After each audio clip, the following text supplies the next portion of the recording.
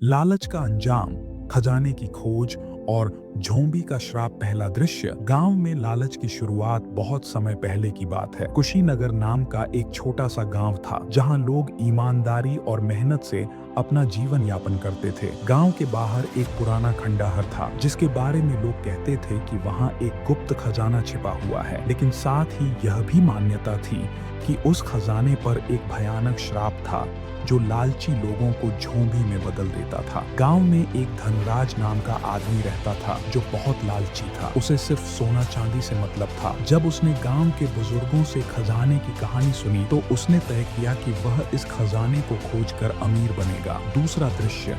खजाने की खोज शुरू। धनराज ने अपने 3 साथियों विजय, मोहन और सुरेश को भी इस लालच में शामिल कर लिया। वे चारों एक रात गुप्त रूप से खंडहर की ओर निकल पड़े। रास्ते में उन्हें बाबा राघव दास मिले जो गांव के एक बुजुर्ग संत थे। उन्होंने धनराज को चेतावनी दी, बेटा यह खजाना श्रापित है, इसे लेने की कोशिश मत करो, नहीं तो तुम सब झोंबी बन जाओगे। लेकिन लालच में अंधे धनराज और उसके साथी इस चेतावनी को हंसी में उड़ा देते हैं और आगे बढ़ जाते हैं। तीसरा दृश्य। खंडहर में दाखिल होना। खंडहर बहुत ही डरावना था। चारों ने अपने हाथों में मशालें ली और अंदर घुसे। वहां अजीब सी ठंडी हवा बह रही थी और माहौल भूतिया लग रहा था। जैसे जैसे वे अंदर बढ़े उन्हें जमीन पर कुछ हड्डियां और पुराने जंग लगे हथियार दिखाई दिए। अचानक सुरेश को जमीन में एक पुरानी तांबे की प्लेट दिखी जिस पर लिखा था, यह खजाना लोभियों के लिए मृत्यु का द्वार है। लेकिन धनराज ने इस चेतावनी को अनदेखा कर दिया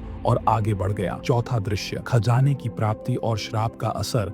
वे सभी एक बड़े कमरे में पहुंचे जहां एक सोने से भरा हुआ संदूक रखा था। धनराज खुशी से झूम उठा और उसने तुरंत संदूक खोल दिया। जैसे ही संदूक खुला एक गहरे काले धुएं का भयंकर गुब्बार निकला और पूरे खंडहर में फैल गया। अचानक कमरे में अजीब अजीब आवाजें गूंजने लगी, दीवारों पर छायाएं नाचने लगीं और हवा में एक डरावनी हंसी सुनाई दी। देखते ही देखते वहां चारों तरफ झोंबी आ गए। ये झोंबी वे लोग थे जो पहले इस खजाने की खोज में आए थे और श्राप का शिकार हो गए थे। धनराज और उसके साथी डर से कांपने लगे। वे भागने की कोशिश करने लगे लेकिन बहुत देर हो चुकी थी।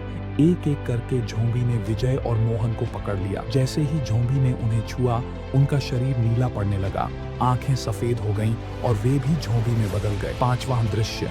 भागने की कोशिश और अंतिम सबक।